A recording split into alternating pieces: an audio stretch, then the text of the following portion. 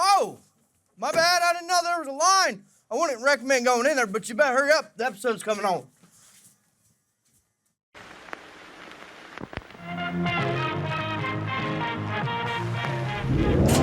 They're coming to get you, Barbara.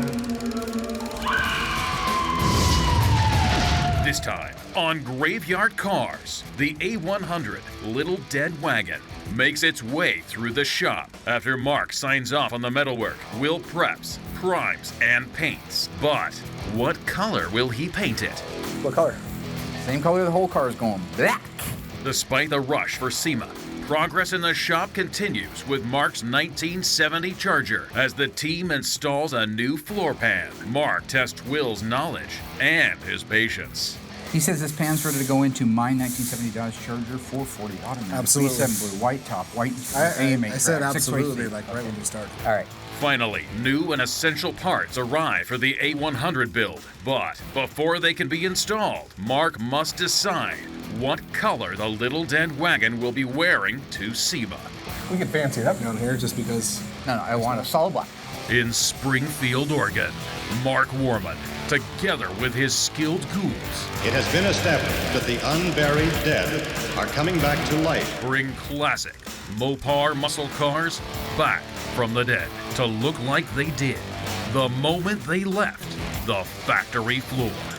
Because of the obvious threat, this station will remain on the air day and night. Okay, Doug and I are heading to the shop right now. Right, Rooster? Uh-huh. Gonna have a good week this week? Yes, we are. What's gonna get done? I don't know. The Dodge A-100 is in the paint shop with your buddy Will, and they're getting ready to do the primer on it. Because as soon as that's done, they're gonna bake it, and then we can start blocking it, and we can get it painted. Bake it? That's good. Yeah, bake it, sure. Maybe he could broil it. He could broil it. Oh, that's going to be great. That's gonna be great. It's going to be nice. It'll be the best. Ray Barton is supposed to have our engine here this week. 923 horsepower on 93 octane fuel. That's exciting. That's pretty cool. So Yeah. if that shows up, we can start working on getting it prepared to go into the vehicle, along with what are we going to have to go along with that 1,000 horsepower engine, 923 rounding up. a good rear end. That's already Oh. ready to go in. Yeah. The transmission. Oh. Monster transmission is just finishing the gearbox, and it's going to be here this week. Oh, that's going to be pretty. So because we had it all polished out. Oh, So well, you were there. Doug, you like shiny. It's going to be shiny. I know you like that. It's going to be nice.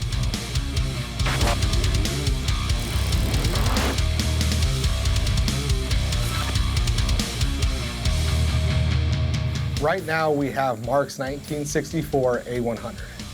We have done extensive body work on this whole thing, just on the underside alone. You know, that's weeks of work. The body ghouls do all the mud work on it, all the cleanup, all the grinding, the things that it takes to make it look as good on the bottom of the vehicle as it will on the outside. So all that's done. So as much as I don't want Mark to come out here, and I don't need Mark to come out here, he's gonna wanna come out here to sign off on it. We're gonna get it in the booth, get it primered, and right after it's primered, we can get it sanded out and then go right to painting it black. He wants to go with just a single stage black on it. Virginia, and show me a sign.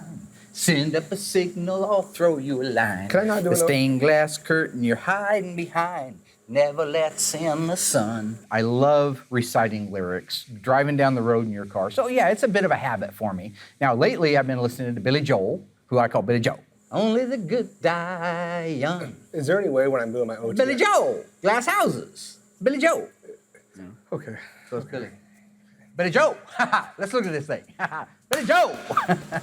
I got all of the fabrication work done on the back half of the car. That was the majority of it because we had to make room for the great big tires that go underneath it, the 8 3/4. We had to add a cross member to support the 426 Hemi that's out being built right now. You feel good about it? Yeah, we've got 2 weeks of work. And just so you know, I'm not going to be as picky. It's the bottom of a vehicle, so I don't expect. Had a body work the whole under. It looks really good from here, but let's just take a look. Flashlight.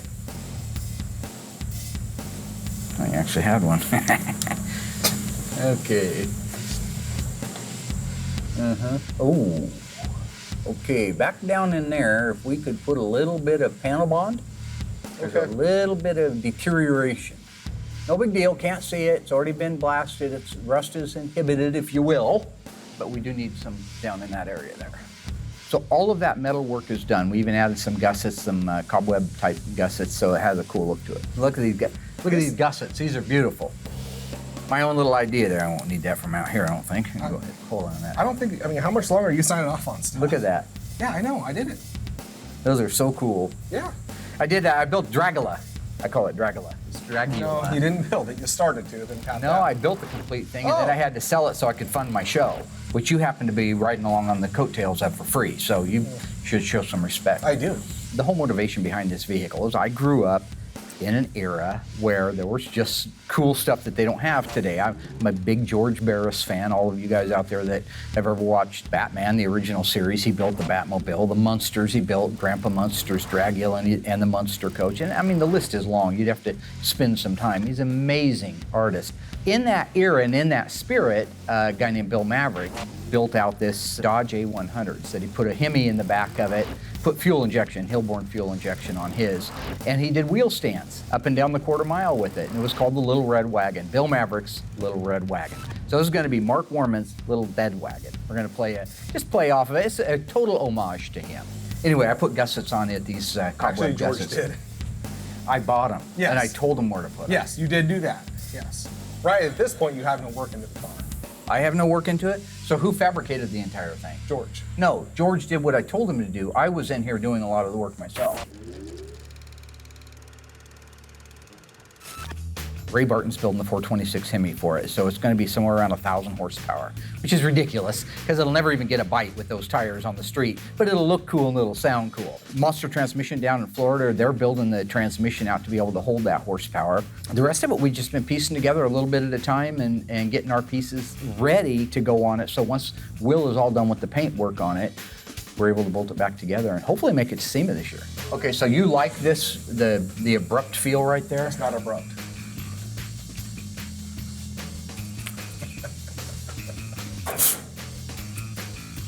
Perfect. After you get it all primered out, I'd like to get it sanded out, and then I'm gonna come out and do the seam sealer myself. No, I'd so like it done right. You're gonna come out, spend 2 seconds on it, and pick all the And then you're free to go ahead and paint the bottom of the car. What color? Same color the whole car is going. Black, blue, black. The kind of black where you go black. Well, no, there's nothing flashy about it. So I figure if we're putting all this work into it, now's the time to really step up what we can do and show everybody else that we're not just an OE shop. We can fancy it up down here just because. No, I want a solid black. I just want a nice solid black. What is that, 9300? Well, yeah. PPG 9300, single stage acrylic urethane. We could throw, I'll call Jennifer and she'll send me out some special paint for it. It's not special, it's 9300. I'm just saying that we could actually do it in the base coat, which is the 1683. Why would I want a base coat, clear coat the bottom of a car? You're We're gonna do not, single I am. stage. I Yeah, am. I'd like it to look good. Now, I found my old box of cassette tapes from the Rolling Stones, so that got me thinking about, I see a red truck and I want it painted black. No colors anymore, I want it to be black. You're ridiculous. I think at the end of the day, I just like to have fun, and if it winds Will up, so much the better. But he could learn something. There's something to be learned from those lyrics. No, I see the girls walk Why don't by we dressed throw- in their Why don't summer we- clothes. I guess I'm gonna have to kind of get up to speed on what he's actually listening to so I can speak more intelligently on it. Oh, black Hemi, bam-a-lam. Oh, black Hemi, bam-a-lam. Black Hemi had a car, bam-a-lam. Damn thing went far. I'll have it primered this week, no problem, sand it out next week, but before I do the actual color on the bottom, I want to get the whole body work done and get that all primed. Otherwise, you have to really protect that black from getting oversprayed in the future. 1967 was the first year for the Plymouth GTX. Built on the Belvedere model, the GTX was born. Standard engine in 1967 when it was made was the 440 Super Commando. Optional engine was the Hemi. That's the same thing you had in 67, 68, and 69. It wasn't until 1970 that Plymouth offered the 446 barrel 390 horse engine for the first time in a GTX. That's pretty cool. All the options were available on the GTX that you would see on any of the muscle cars back in the day for the most part. This particular car is a 444 barrel 375 horsepower U-code car. It uses an N96 air grabber hood. It's EF8 green with green interior. The spoiler on the back is not factory. It's off of a Charger Daytona, and it's an 8-track car, albeit far from factory. I still think it's pretty cool. All those things add up to why this 1970 GTX, one of 4,927, is the Graveyard Carz Corpse of the Week. So just do all that off my memory too, so good luck with everything. So one of the things I've tried to do on this truck is stay true to it in many, many ways. So for example, the rear brakes. These are the original brake drums. It's exactly the way it started life in 1964.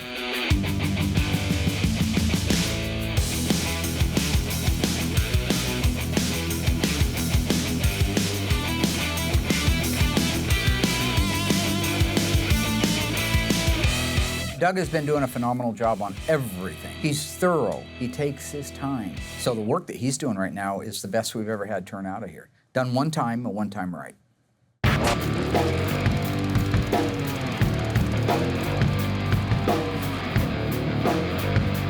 I got the A-100, so now it's time to get it in the paint booth and get it primered.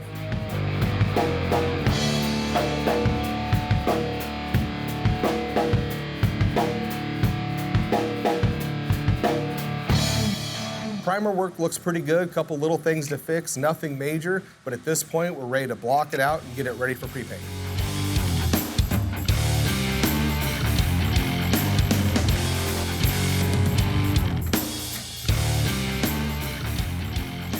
Camera boy.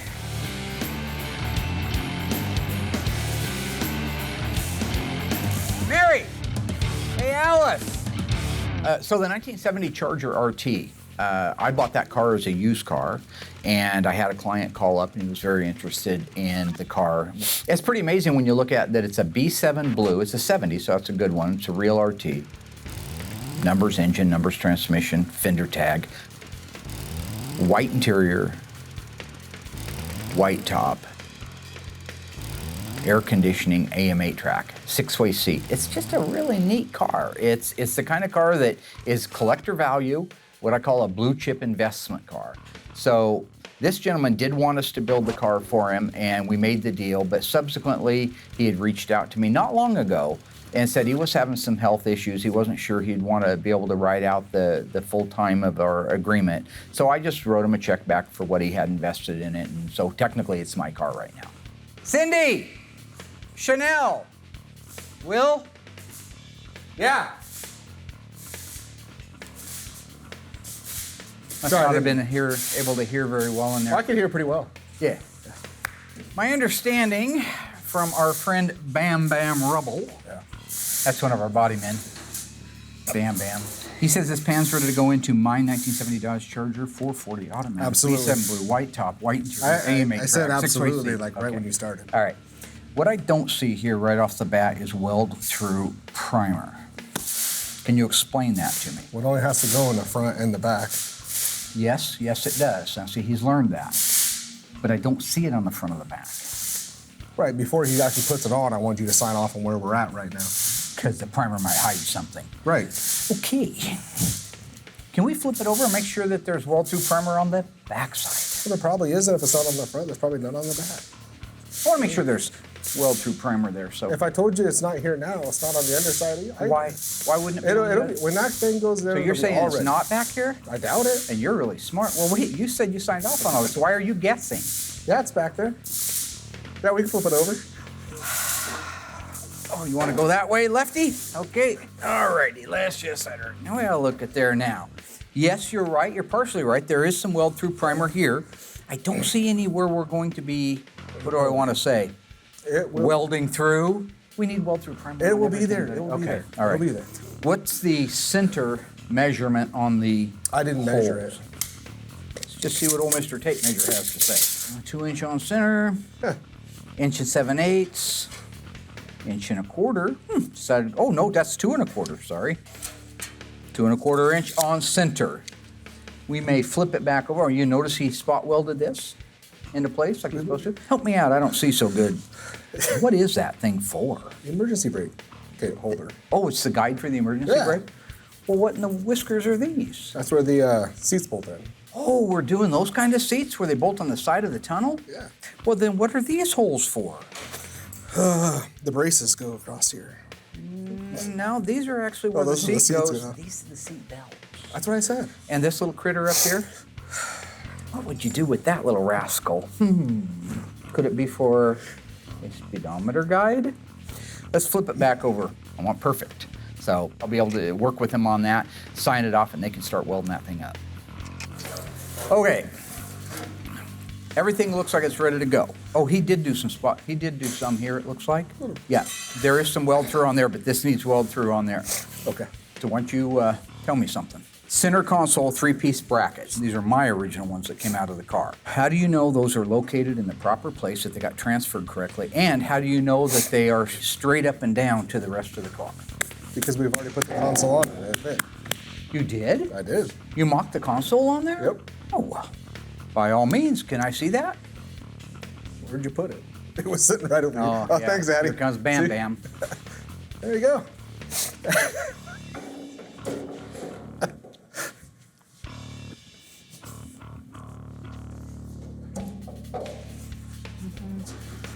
I told you, we already did that.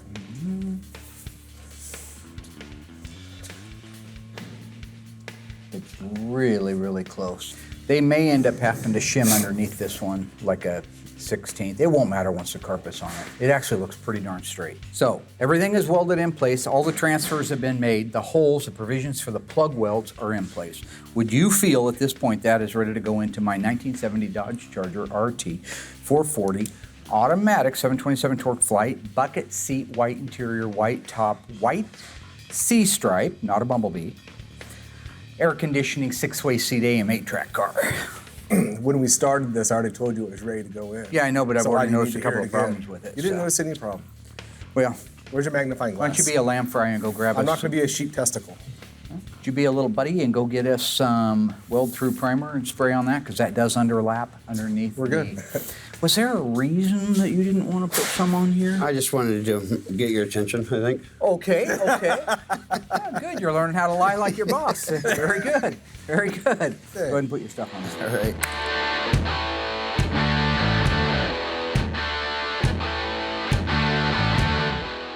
I believe we are ready. You want to give him a hand putting that in? Yeah. And I will entertain the masses. All right, ghouls, on the 1970 Plymouth GTX. Introduced in 1967 and left in 1971. Although there was a 72 model available on the Roadrunner, the standalone one was 1971. That was its last year. What of those years was the very first year you could get the 446 barrel engine?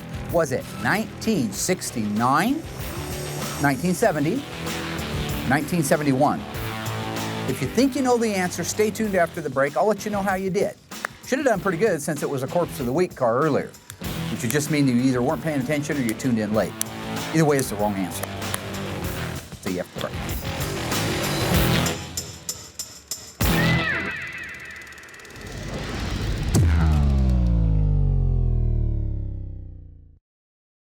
All right, ghouls, how did you do on that one?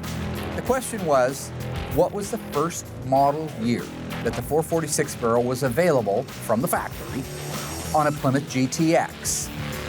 If you said 1971, you're wrong. You're dead wrong because you weren't paying attention earlier. 71 did have a 446 barrel available in it. And of course, it was the last year for the GTX standalone model. The very first year was the 1970. Now, while this car does not have a V code, it is a U code, 375 horsepower, 440 Super Commando 4-barrel. It was the first year you could get the big bad 390 horsepower 6-barrel.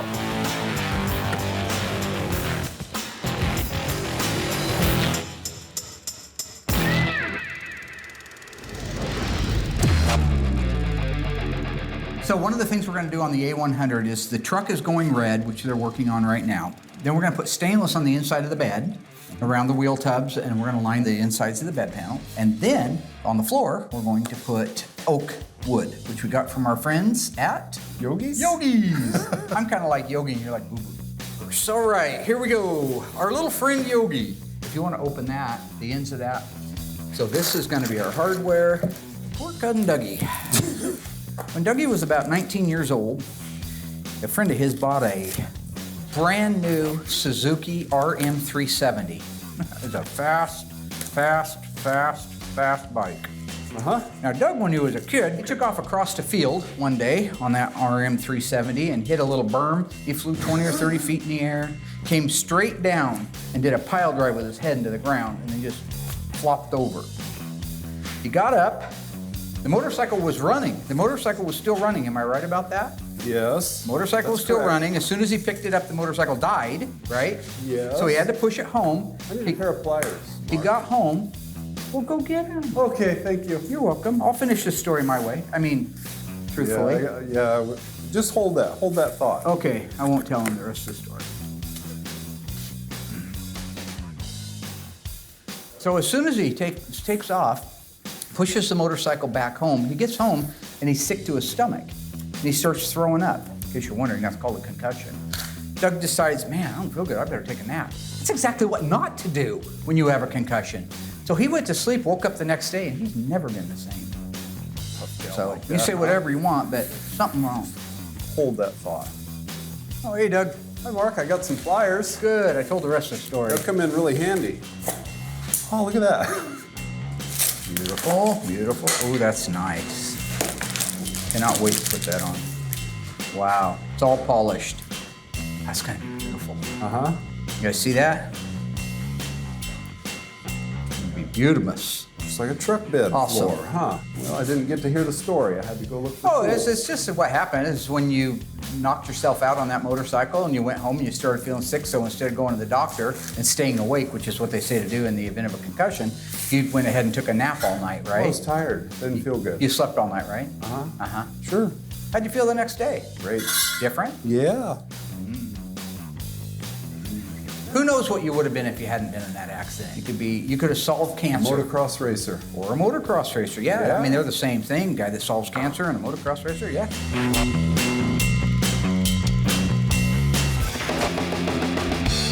On the A-100, you know, the intention was to paint it black. Then halfway through the build, he completely stops, changes his mind, and now we're going back to the original look, which was my original thought, which you said was a horrible idea. It would have looked awesome at the show black, no problems at all, but red was the right way to go, and I'm glad we stuck with it.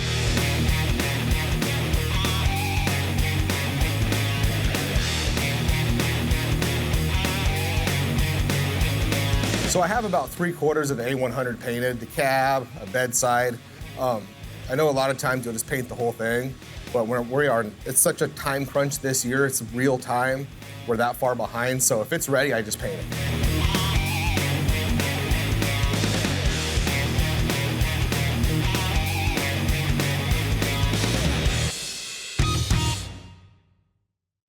It's the summer of '71, you're doing good. You got a good paying job, you got your steady girlfriend, life is great. You're looking for a car to go cruising with your buddies. You have the choice between a 1969 Plymouth GTX with a 426 Hemi, a 4-speed, and a 410 Dana rear axle, or a 1969 and a half Roadrunner, 446 barrel 4-speed fiberglass lift-off hood. F6 green is the original color. Which one would you pick? Go to graveyardcarz.com, cast your vote for which one you like the best, and we will announce it on our Facebook Live next week.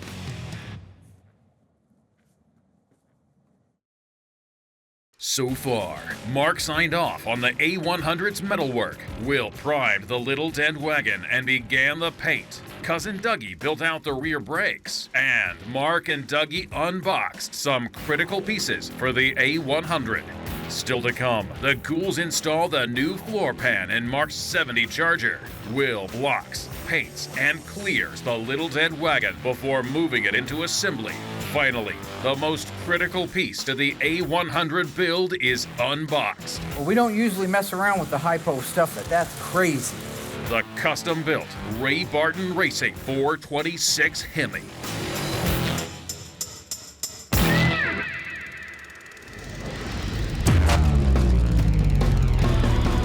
So I want to talk about the dash and instrumentation area of the 1970 to 1974 E-body. All of them, except for the 1970 Dodge Challenger non-rally instrument cluster, all use this type of heater control and radio surround bezels. They reside right underneath the instrument cluster.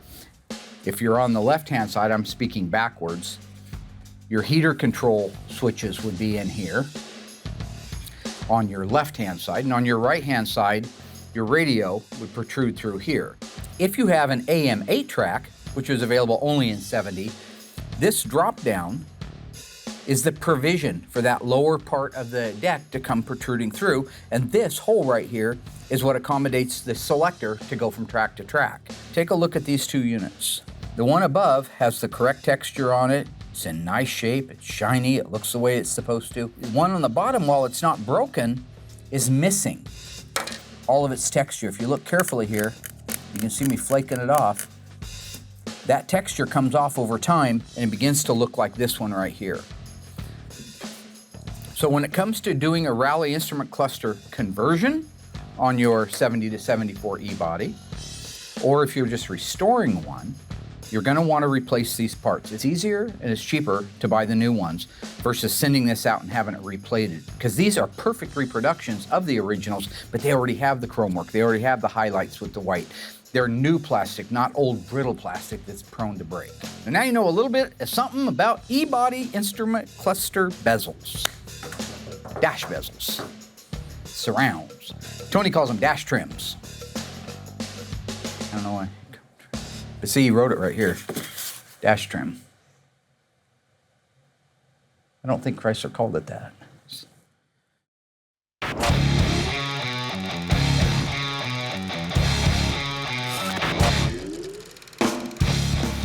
Right now, I'm really far behind on the A-100, so any parts and pieces that I can get together, since Doug doesn't have a lot going on, and I give them all to him so he can start the sandblasting process.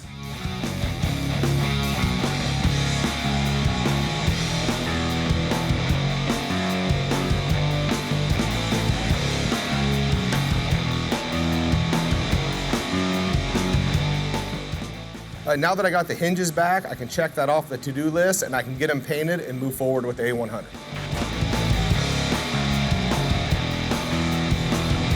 We built this A-100 in real time. It's been a lot of late nights. It's been every day of the week for the past few months. If there's something I can paint and get it curing, I'll do it. So, I painted the cab. While that was drying, I jumped onto a bedside. Whatever needs to go red, that's how we kind of had to do this. So the whole truck was kind of done in parts and pieces, just so that way we can get it put together and get it delivered on time. When I paint the doors and hinges, it's pretty much the same process as when I do the car. Only thing a little bit different is you have to take into consideration you're panel painting the whole car, so you just got to be very thorough. If you put 7 coats on that cab of that red, which is a very transparent color, which I did, you make sure that you put 7 coats on those doors. So the only thing that's critical is just having that number in your head and going through that whole process, so when it's actually all bolted together, everything matches correctly.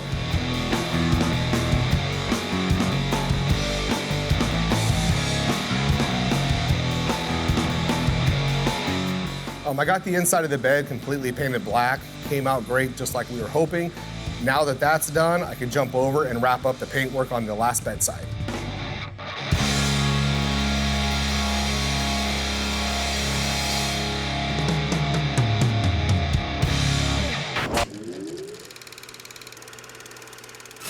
The 1970 Plymouth GTX looks very similar to a 1970 Plymouth Roadrunner. A little different grille, headlight doors, trim, tail panels treated a little bit differently. True or false, the GTX is built on the Roadrunner's platform. If you think you know the answer, stay tuned after the break and I'll let you know how you did.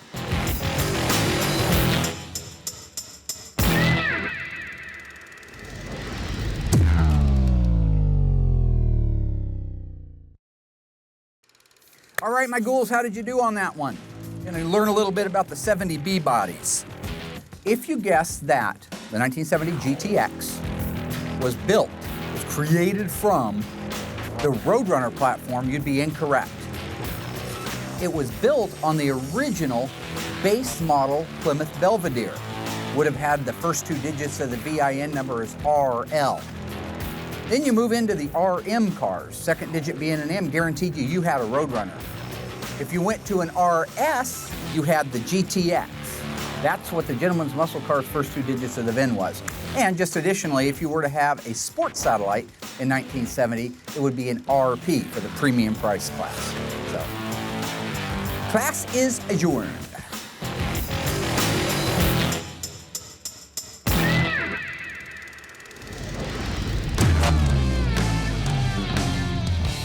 Now that all the pre-paint work is done, it's time to get it all blocked out, sanded, and ready for final paint.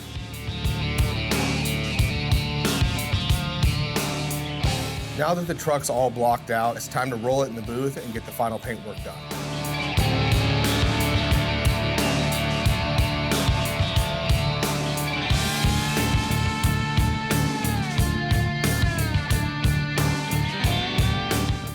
Now that I got the color all laid out and it looks amazing, I can jump in there and get the clear coat all done.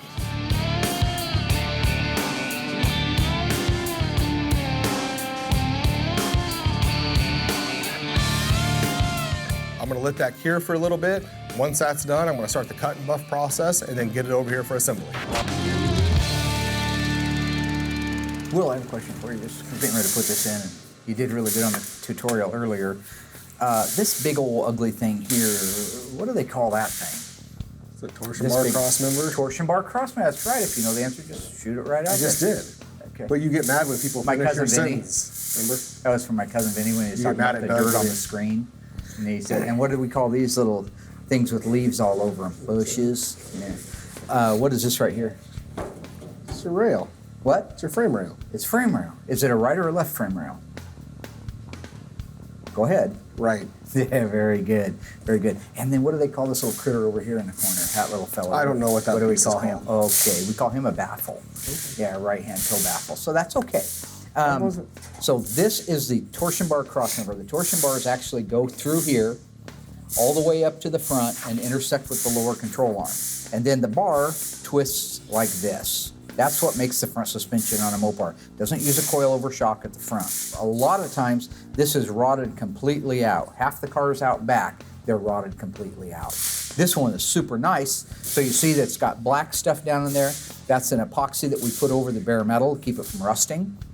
And the gray is a weld-through primer we were talking about, because we're going to bring that panel in that's got holes in it. We're going to set it down here, and then we're going to fill those holes with weld. So you can't get in between there once that panel's down and treat that weld. You can't protect it. So this stuff will burn away, and then it'll shrink back over the weld. That's the point of it. These are the seat reinforcement brackets. We reused the originals, although we did get a set. We always do, in case you need them. These were in really nice shape, so we're going to reuse them. This panel is referred to as the inner rocker panel. So it's the opposite version of the one you see on the outside of the car. This is the inner one. This is the rear step well for the right-hand side and the rear step well or footwell for the left-hand side. These were in good shape, so that's why you see the word save. So when they bring that panel in here, they've got to go up in the front, tuck it under here because it goes under here, and then it will lay down all the way up to the firewall. It intersects with the firewall. Once we have it basically in place, bam, bam, it's going to come through starting at 12 o'clock, right in the middle at the top, and he's going to put in screws to fasten that floor as tight as humanly possible against these rails, against these seat reinforcements, against this frame rail, against this before he begins plug weld. Okay, with that, let's go ahead and put the floor pan in. But actually, Get over there and sit down, princess. I'll hand it to you. what do you mean, princess? Well, you're just very fragile little fella. That's I'm all. not fragile. You're very fragile. I'm not. Oh, you're the most fragile guy here.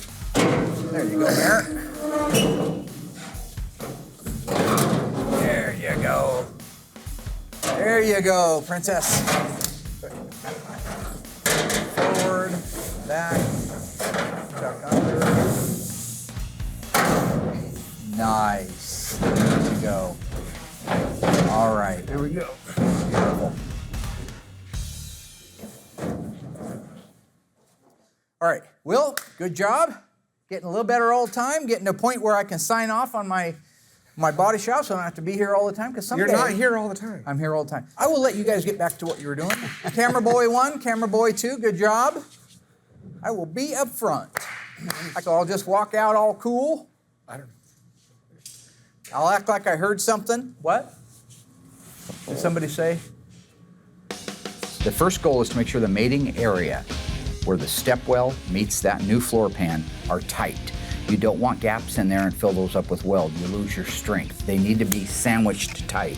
So they're going to use a floor jack, a 2x4, and press that floor pan up against the weight of the car, up against those step wells. Once that's tight and where it's supposed to be, they'll use set screws in there, self-tapping screws to hold it together. The same thing goes at the torsion bar crossmember area, except in this case, the pan is coming down to meet it. If you look, you'll see that that crossmember area marries tightly against that floor before they set their first screw in. At the front, where it intersects with the firewall, again, very crucial. You want those two areas, those two flanges, tight. So they take their time, they work it, they caress it, they hold it in place with vice grips until everything's sorted and lined like it's supposed to be. Then they can do their self-tapping screws. After that, they begin the spot welding, the MIG welding, the plug welding to get everything into place.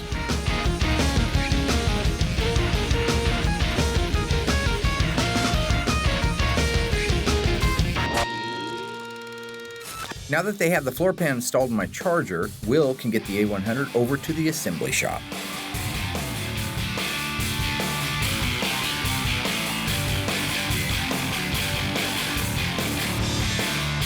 I'm excited to get this rolled over here because I am the paint and body side, so our part is done over there. I'm still gonna help out over here, but the problem we're gonna run into is Mark said everything's been pre-fit, this thing's just gonna fall together. He did all the mock-up, so to speak, what he considers a mock-up. Problem is, I watched him do the mock-up. It's horrible. This thing's not gonna just fall together. So I just wanna be around for all those little problems that are gonna come up.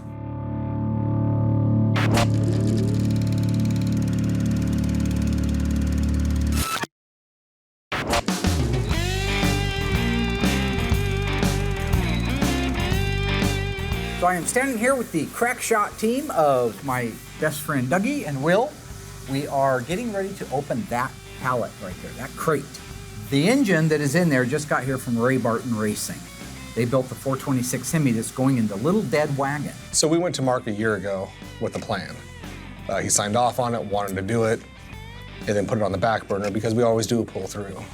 6 months went by. You know, we said, hey, should we get going? No, we're good, plenty of time. Will's a liar and a fat mouth. I never got cold feet, I never delayed anything. See, I have a method behind everything that I do. I had to get the truck set up. I had to cut the frame in. I had to do all the modifications, pre-fit the 8 3/4 rear end underneath it with the ladder bars. Make sure all the provisions are ready for finesse work once Will gets done painting it. Now to him, because that took me several months to do, he thinks I was dragging my feet. I wasn't dragging my feet. I was perfecting, all right? That's what it's called perfecting. We're gonna uncrate the 426 Hemi right now. Take a look at that. We've got to marry it up to the transmission, which also just got in from our friends at Monster Transmissions. Are we ready? Ready. Let's do it. They have already ran this on their dyno down there at Ray Barton. And would anybody care to guess what the horsepower output of this bad boy is? Being it's a 426, I'm gonna guess 914. Okay, so you got the memo. 914 horsepower. That's what I just said. On pump gas. I just said that. I know. Try to. I can't do Okay, it. let's lift that bad boy off of there. Okay, there's the top. Oh, oh my. Come on, Doug. It's got Ray Barton valve covers. I Lift can't- that side off, Mary. Crazy nut. Oh boy. Holy cow, look at that. They didn't send me any pictures of it done. Wow, look at that. Well, we don't usually mess around with the hypo stuff like that, but that's crazy. Look at that, wow. Well, Holley provided the carburetors. I believe they are dual 780 Holleys on an 871 blower shop polished aluminum blower. Mopar Performance 426 Hemi block. This is a second generation real stuff. What do you think of that? Pretty awesome. What's that gonna look like in there? Pretty amazing? Like a Hot Wheel? Like a Hot Wheel. Well, they already got all the linkage hooked up. Oh, it's whoa, spraying shit. gas. Yeah. You know, normally I'd be just jumping out of my skin with excitement on this thing, but there's a lot of pressure because SEMA's coming up, so I got to keep grounded and just keep my eye right on the trophy at the end. Fantastic. All right. So what does he have, I wonder, in here? And nice Ray Barton shirt in XL. I'll be wearing that. Spec sheet. I was wrong. Holy cow. 924 horsepower. 923. 23.7, doesn't matter. Close enough. That is going to be awesome. I think this will just lift off of there because it has screws. Hold on. Oh, God. I don't mean to be so. Oh, you're okay. You can be so. Yeah. Are there screws over there? Nope. So, are you ready, Mary? Now, lift it up, Alice. I want to show everybody. Come on. Seriously, Yolanda, I want to show them. Latoya, Jessica, Veronica, Cindy, Sandy, Mindy, Mandy, Andy, Brandy. Hey, Will. Yeah, lift what's that up? in? Oh, yeah, hey, let's just lift that right off. Okay. Wow.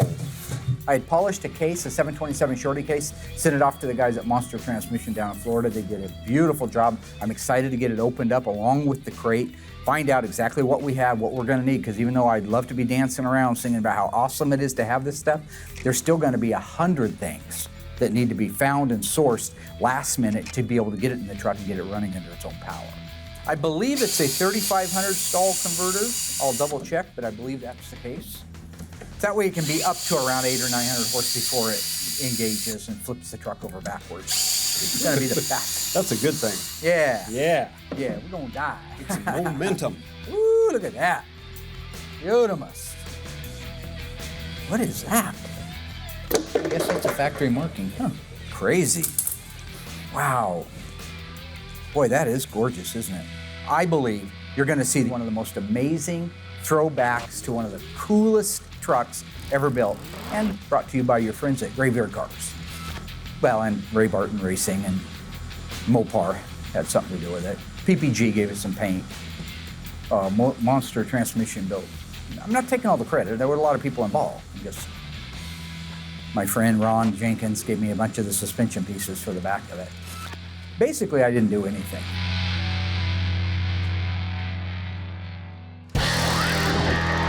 All right, Rooster, how'd we do, buddy? We did good. We did good. What did we get done? What we get done is we told everybody what we got done. We're gonna pop a wheelie. We're gonna pop Well, a we're not wheelie. gonna pop a wheelie yet. Yeah, no. We got the primer work done on the A-100, and we got it painted. Will did? My good friend Will's Will? our painter. He's our painter. Yeah, that's your good friend Will. Oh, good. He's Now, the best. What? Yeah. Did you notice the all the little cobweb designs I welded in there?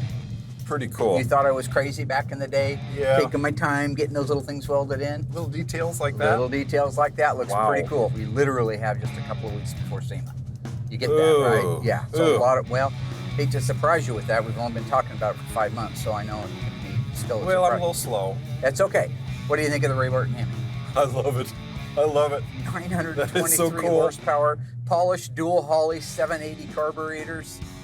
The blower shop supplied an 871 fully polished supercharger. Absolutely gorgeous. Got all of our Millodon pieces on there. Awesome. Monster transmission, beautiful, ready to go back on. What do you think is going to happen the first time we fire that vehicle off? It's gonna make a lot of noise. Gonna make some noise because we're Yeah. going with hand-built Zoomy headers. Cool. Yeah, we did good. Yeah. All right. Did great. It's gonna be exciting. Yeah. Yeah. I'm anxious to get to work. Yeah. Yeah. Well, we're going home now. We are Yeah. already? This was the end of the week. Oh, we're just kind thank of you. wrapping it. You're Thank welcome. you. I'm ready. No A problem. long week. No problem.